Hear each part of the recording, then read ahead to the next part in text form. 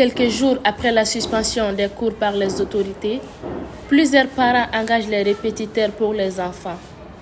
Pour ces parents d'élèves, il faut faire occuper les enfants. Un répétiteur pour les enfants parce que, comme on le dit souvent, la répétition a valeur pédagogique. Hein? Les enfants ont besoin souvent de répétiteurs parce que il peut arriver que l'enfant ait des lacunes dans certaines matières. Donc, il faut des répétiteurs pour des cours de soutien. Vous savez, les enfants n'ont pas les mêmes facultés. Hein? Tous les enfants n'ont pas les mêmes facultés à comprendre facilement. Depuis l'annonce de la suspension des cours, Djangina Keita a du mal à s'occuper de tous ses apprenants. Pour cause, la demande a augmenté. Actuellement, on est en train d'organiser vraiment des cours privés. Par exemple, après les cours ordinaires, donc il y a certains parents qui veulent qu'on continue avec les cours avec leurs enfants. Donc actuellement, on est en train vraiment de poursuivre la dynamique de l'apprentissage. Donc les élèves viennent toujours à l'école. Voilà, donc on essaie vraiment de faire des exercices sur ce que nous avons fait. Parce que vous-même, vous savez très bien, donc au moment du début, il y a certaines leçons que les élèves n'ont pas bien compris. Donc au moment du cours privé, au moment du cours de rattrapage, donc on va saisir l'occasion pour expliquer ces leçons-là.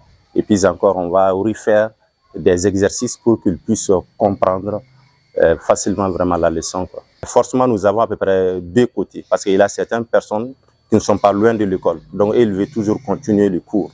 Ils n'aiment pas qu'on arrête les cours. Ils n'aiment pas ça. Selon ces psychopédagogues, les répétiteurs jouent un rôle important dans la réussite scolaire des enfants. Tous les cas maliens, si vous prenez la classe sont un peu surchargées.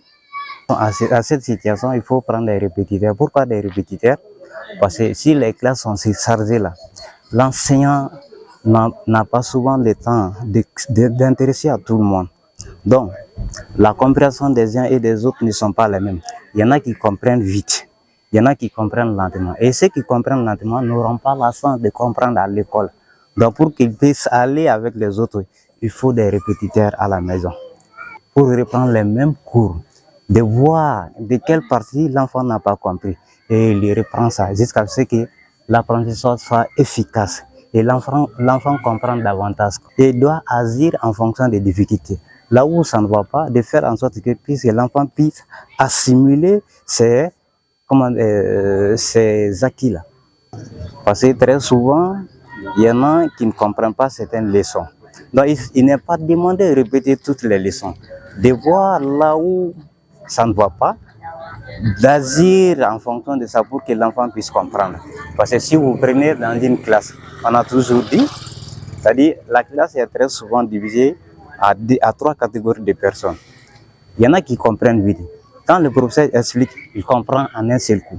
D'autres, il faut expliquer 2 ou 3 fois.